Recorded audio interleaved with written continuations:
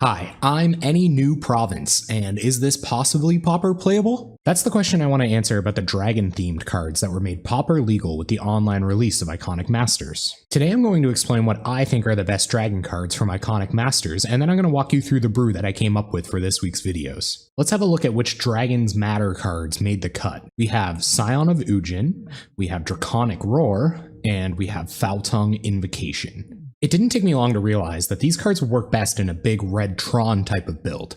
The version we're using today is Rakdos because it gives us access to a couple more dragon cards, and it also gives us access to a little bit more power in our sideboard. We'll start with what makes this a Tron deck. We have 4 copies each of Urza's Tower, Urza's Power Plant, and Urza's Mine. Usually these cards only produce 1 colorless mana, but if we have at least 1 copy of each on the battlefield, they'll start producing 2 or 3 mana. It's called Tron after Voltron because you're putting it together like Voltron when you put all 3 lands out on the battlefield at the same time. We're trying to use the fast mana from our Urzatron lands to cast big dragons and put our opponent on a fast clock. The main dragon we're trying to cast is Scion of Ujin, which is a 4/4 flyer for 6 mana. This attacks and blocks against most normal creatures, and we can have it down as early as turn 3 before our opponents have a chance to develop their own board. We're also running 2 Lightning Shriekers. These are usually a bit too inefficient to make it in any other deck, but we need dragons and we need spells that can do a lot of damage to our opponent in a hurry. Our last honorary dragon is Nameless Inversion.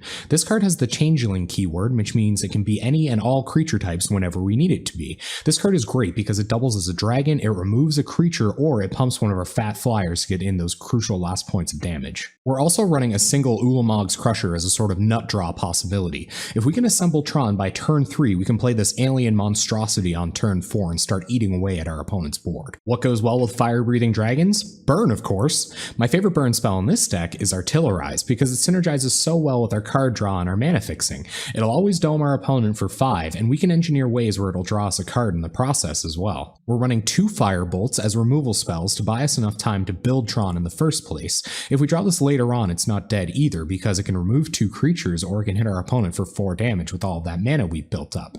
We're also running 3 Rolling Thunders. This card is really great for keeping slow decks in check. If they just do nothing and can't kill us, we can eventually just send this at their face for as much damage as we need to end the game. Our last burn spell cares about dragons, so we'll talk about the Dragons Matter cards next. Draconic Roar is the main piece of interaction in our deck. This can kill a lot of the smaller creatures in the format, and it also deals damage to our opponent if we have a dragon to show it. We're also playing Foul-Tongue Invocation. This is an edict effect that gains us life if we can show a dragon to it. The extra life is super important because it might give us the time we need to build up Tron or have a big burn turn and end the game. I'll talk about the card draw and the mana fixing next. We have 4 Ichor Wellsprings. These are for sacrificing to the Artillerizes I mentioned earlier, or to the 3 Kuldotha Rebirths that we have here.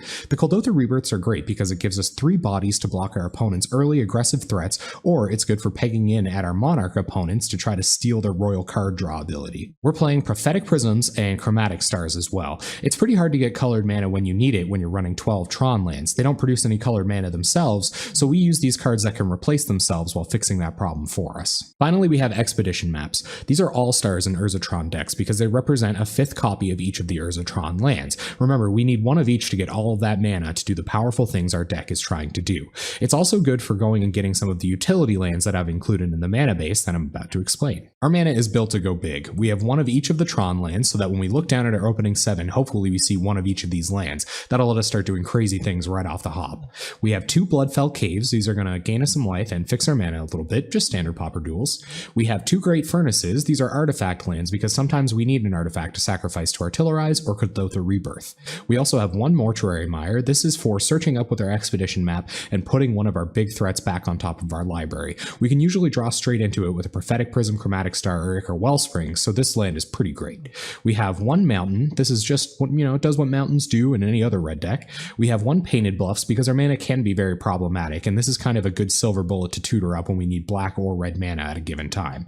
We have 2 Smoldering Craters, finally. These are just cycling lands, and they're also tutorable with Expedition Map if we have tons of lands and we just need to draw an extra card in a turn. Alright, let's have a look at the sideboard. We have a Circle of Protection green, and I know it's kind of weird, it's a white card, but we have a lot of cards in our deck that can produce any color of mana, so this is still playable. We use this for those Elves matchups or Stompy or other decks that have green sources bosses that we really have to stop. We also have a Circle of Protection red. This is for burn and goblins and Is It Blitz and cards like Fling. It's just a really great catch-all for those types of decks. We have 2 Duresses. This is for against control when we have to try to get a crucial counterspell out of their hand.